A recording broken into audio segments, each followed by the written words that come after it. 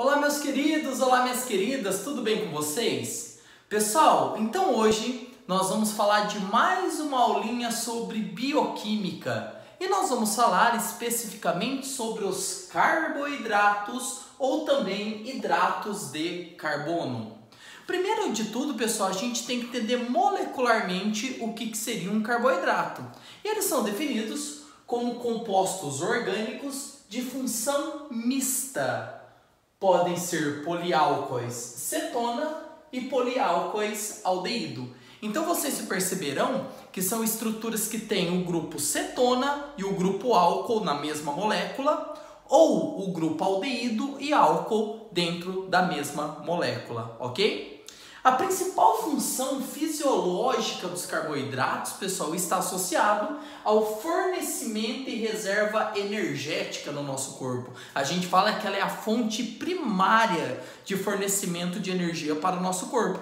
Então é através do carboidrato que o nosso corpo vai tirar a reserva energética e o fornecimento energético para que nós possamos fazer as nossas atividades diárias, como correr, estudar, dentre outras atividades que a gente realiza.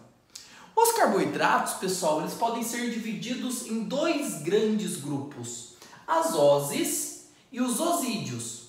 As oses, também conhecida como monossacarídeo, podemos dizer que são as unidades básicas, as unidades menores dos carboidratos. Isso significa que elas não se hidrolisam. O que significa não se hidrolisam? Elas não são quebradas em carboidratos menores. Pode-se dizer então que as oses ou os monossacarídeos, esse prefixo mono significa de um, quer dizer que é a unidade básica formadora dos carboidratos.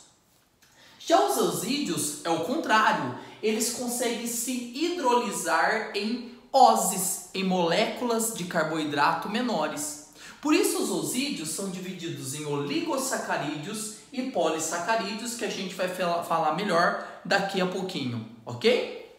Falando um pouquinho das oses, pessoal, que são essas unidades menores de carboidratos, uma coisa muito interessante das oses. Vocês perceberão que as oses serão formadas sempre na proporção de um carbono para 2H para 1O. Um exemplo bem interessante é a famosa glicose, ou frutose, ou galactose, que a gente vai citar daqui a pouquinho, que a fórmula deles é C6H12O6.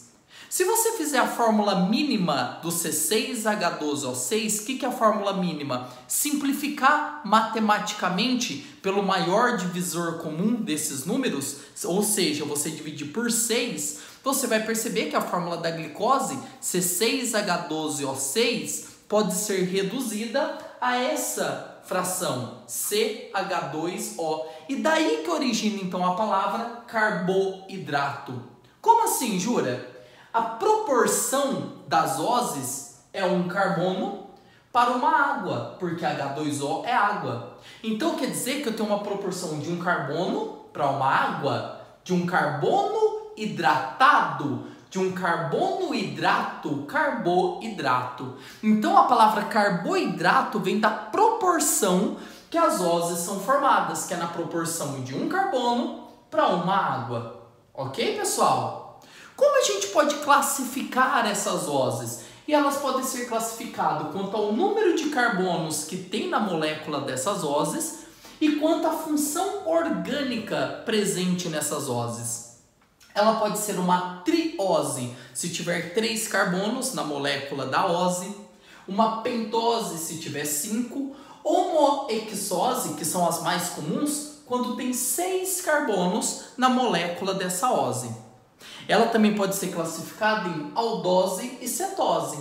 Aldose, quando ela tem um grupo aldeído e vários grupos hidroxilo, ou seja, um poliálcool, vários álcoois na molécula do carboidrato da ose, então ela é uma aldose, ou uma cetose, que é uma cetona seguida também dos grupos álcoois.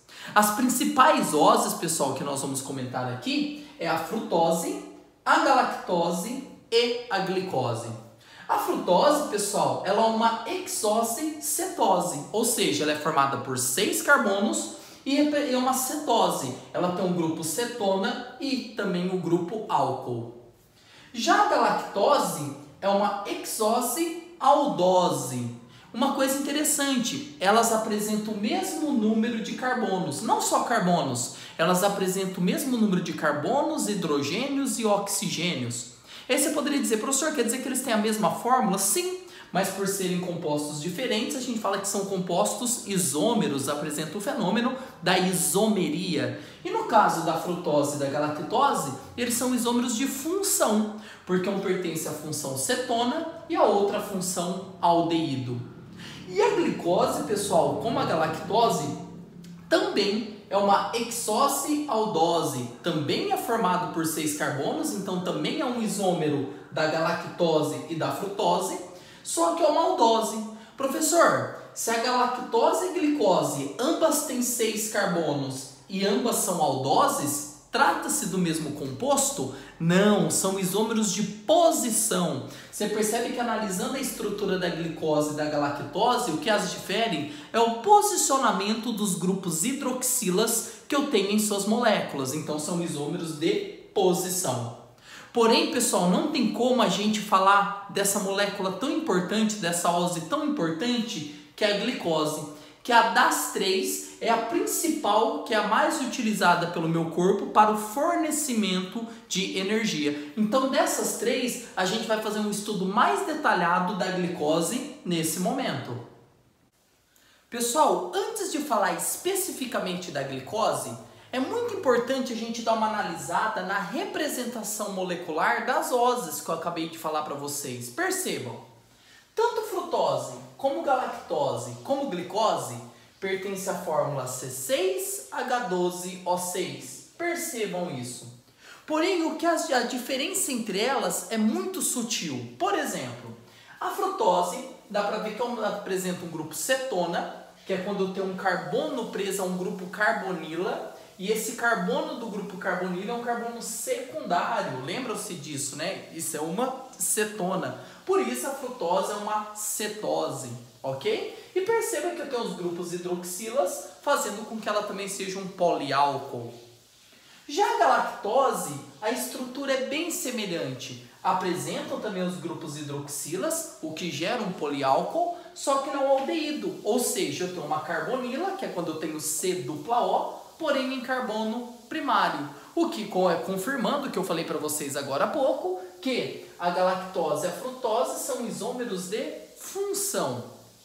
Agora olha que interessante a diferença entre a galactose e a glicose.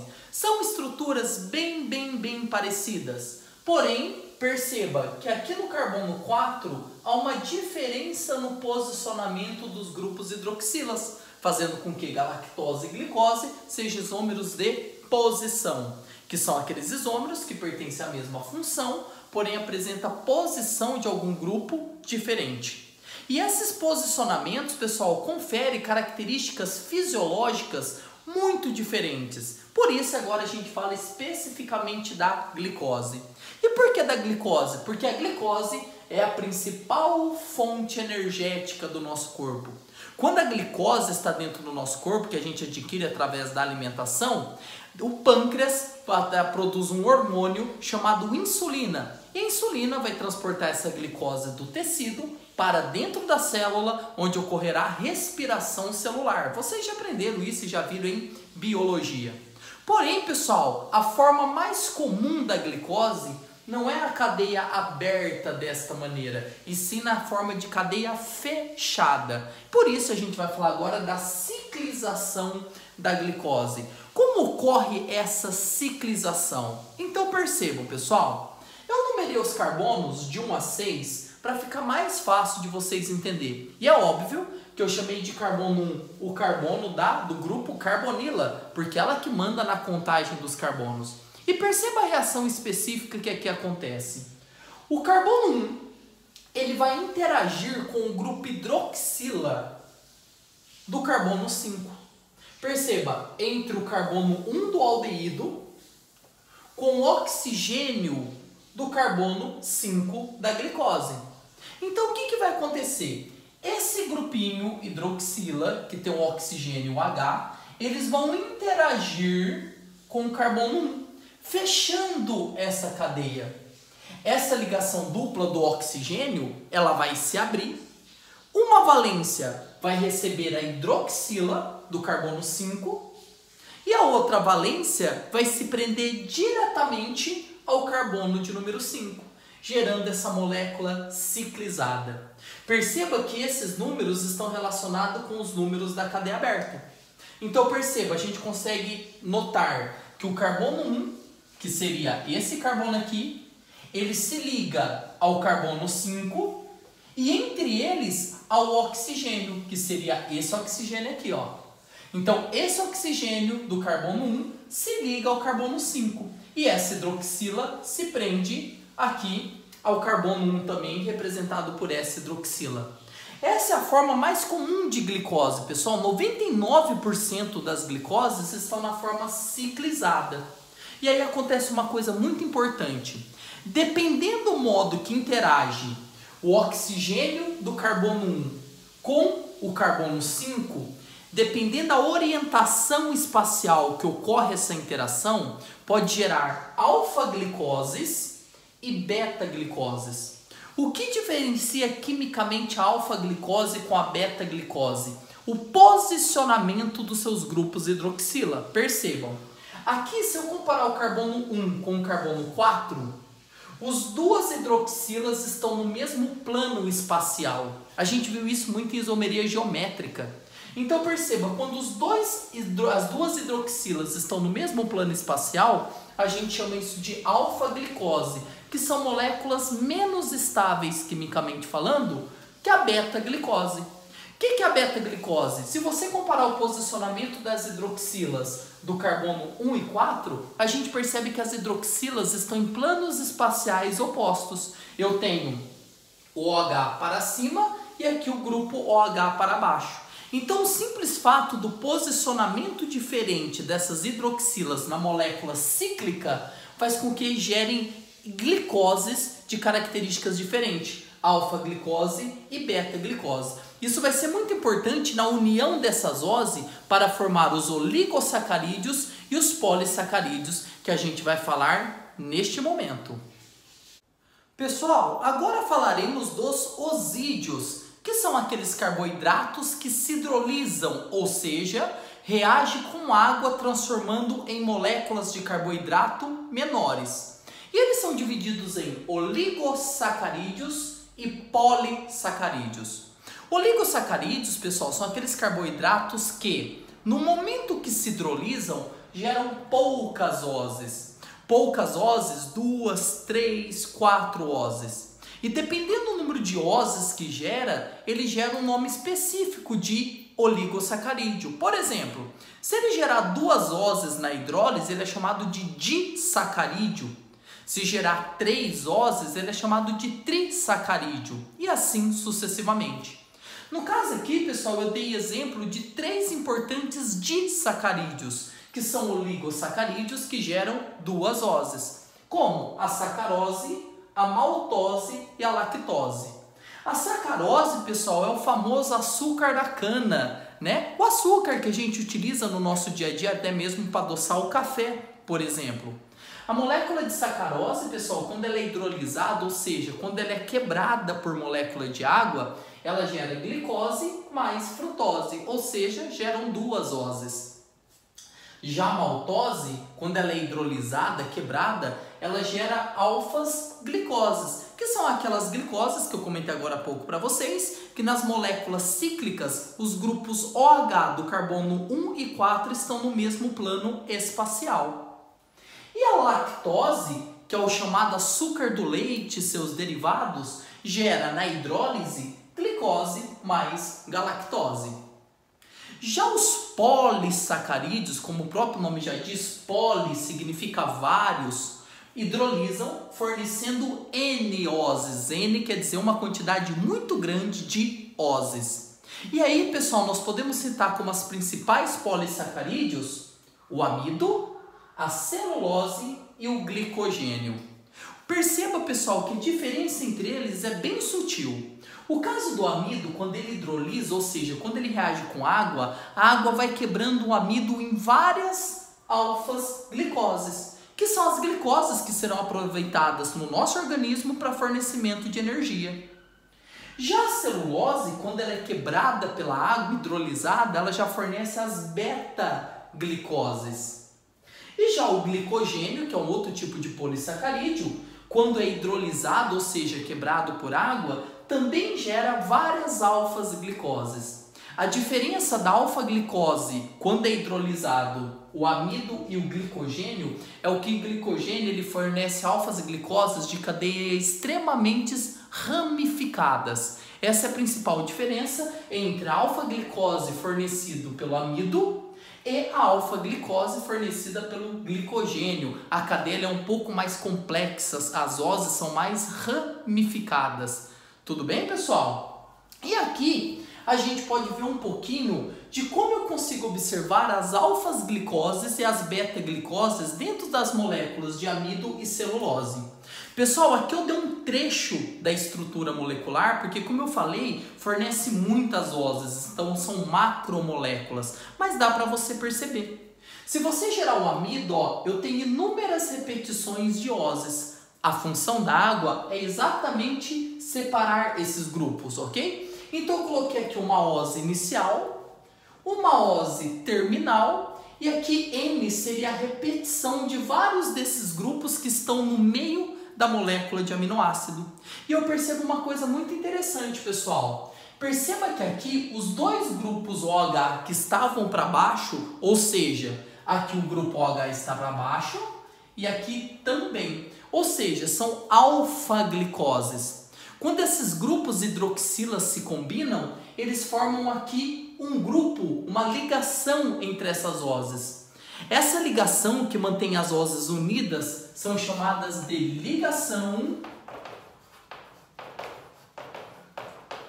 glicosídica. É essa ligação que mantém as oses unidas que são quebradas pelas moléculas de água no processo de hidrólise. Então essa ligação glicosídica que é quebrada. E percebe, quando quebra, os grupos hidroxilas entram os dois para baixo. Perceba, para baixo, para baixo. Então, como os dois estão no mesmo plano espacial, é uma alfa-glicose. Já perceba a molécula de celulose. Você consegue perceber que a união das oses está se dando pelo OH, que está no plano espacial para cima, unido com o grupo OH, que está no plano espacial para baixo. Isso já é uma beta-glicose, porque se você comparar o posicionamento desse OH com esse OH, estão em planos espaciais opostos. Se você continuar, um OH vai estar aqui, o outro OH estará aqui em cima. Porque são esses grupos OH que se combinam para formar a ligação glicosídica. Então, pela estrutura do amido e da celulose, percebam, são bem parecidas, mas você consegue perceber que nas hidrólises geram diferentes tipos de oses. Só para a gente terminar, pessoal, uma coisa muito importante, tá? O glicogênio é a nossa reserva energética, ok? Como fonte primária, o nosso corpo utiliza a glicose fornecido pelo amido, que a gente adquire esse amido através da alimentação, como a batata, como o trigo, né? Quando a gente come aquela pizza, aquele macarrão, é uma grande fonte de amido que vai fornecer alfa-glicose para o nosso corpo. Quando nós estamos em jejum, com falta de alfa-glicose no nosso corpo, a gente adota o glicogênio como a nossa reserva energética, que também vai fornecer alfa-glicose, porém alfa-glicoses cadeias mais ramificadas. Então a nossa reserva de armazenamento energético está na forma de glicogênio. Tudo bem? Pessoal, então essa foi a nossa aula sobre carboidrato, aí da parte da bioquímica molecular. Muitas das coisas que estão aqui vocês já viram em biologia, mas na parte fisiológica, funcional. Aqui a gente falou mais da parte molecular e comportamento em termos de estruturas e ligação dos osídeos e das oses. Espero ter ajudado vocês. Bons estudos, se cuidem e até a próxima.